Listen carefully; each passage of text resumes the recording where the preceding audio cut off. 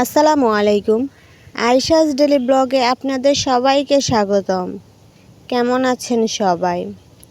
আজকে নিয়ে চলে এসেছি আরেকটি নতুন রেসিপি, আরেকটি নতুন ফুড ব্লগ। আজকের এই রেসিপিটি একটি সম্পূর্ণ নতুন রেসিপি। এই রেসিপিটি খুবই মজাদার। তো চলুন দেরি না করে শুরু করা যাক। আমি নিয়ে নিয়েছি দুটো আলু একদম মিডিয়াম সাইজের। তারপর আলুটা কেটে নেব। প্রথমে আলুটা আমি ভাগ করে নিচ্ছি একদম পিস পিস করে। আলুটা কাটা হয়ে গেলে এখন আমি সবগুলো পিস একসাথে করে নেব। একসাথে করে আবার আরেক পাশ করে সেমভাবে কেটে নেব পিস পিস করে। এভাবে কেটে নেব।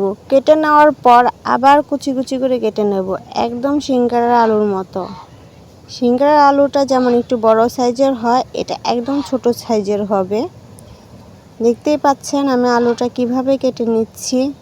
আপনারা ঠিক সেমভাবে কেটে নেবেন আলুটা। আমি একদম ছোট ছোট করেই কেটে নিয়েছি আলুগুলো। এভাবে আমি দুটো আলুই কেটে নেব। আলুগুলো কাটা শেষ হয়ে গেছে। এখন আমি আলুগুলো উঠিয়ে সাইডে রেখে দেব। তারপর নিয়ে নেব দুটো টমেটো আমি বড় সাইজেরই নিয়ে নিয়েছি।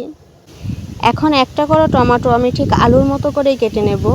তবে আলুর সাইজটা হয়েছিল একদম ছোট, তবে এই টমেটোর সাইজটা একদম ছোট করে কাটলে হবে না, এই সাইজটা একটু বড় করেই কাটতে হবে। সম্মানিত ভিউয়ার্স, আমার চ্যানেলটি সাবস্ক্রাইব করে অবশ্যই আমার পাশে থাকবেন। আপনাদের একটি সাবস্ক্রাইব, একটি কমেন্ট ও একটি লাইক আমাকে পরবর্তী ভিডিও বানাতে খুবই আগ্রহ এবং উৎসাহিত করে।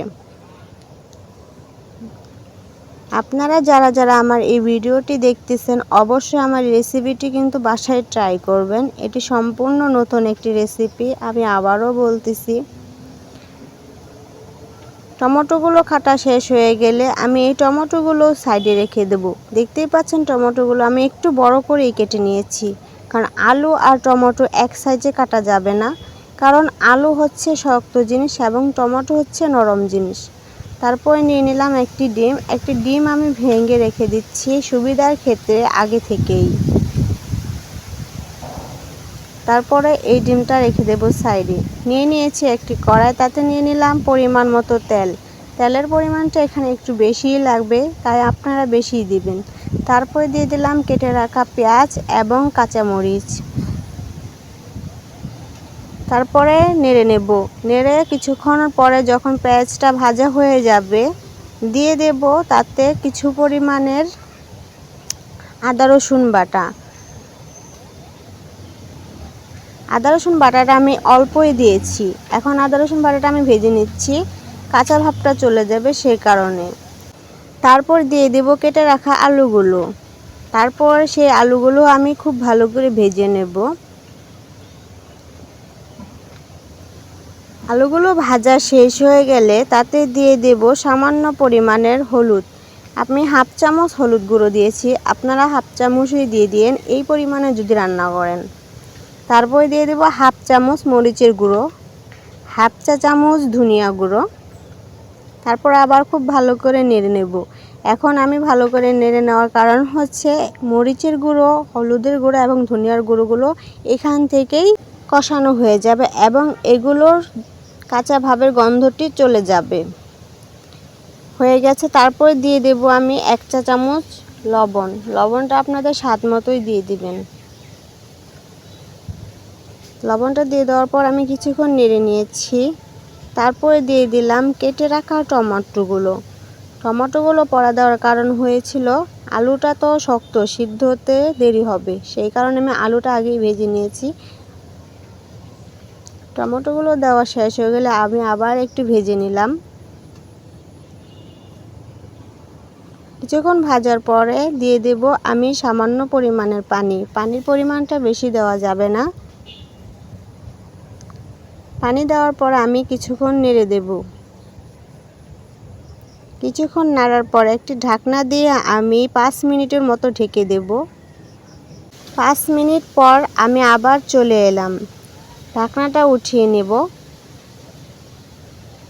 তারপরে আবার খুব ভালো করে নেড়ে নেব। একদম একটু কষানো কষানো ভাব যখন চলে আসবে, দেখতেই পাচ্ছেন কালারটা খুব ভালো করে চেঞ্জ হয়ে যাচ্ছে।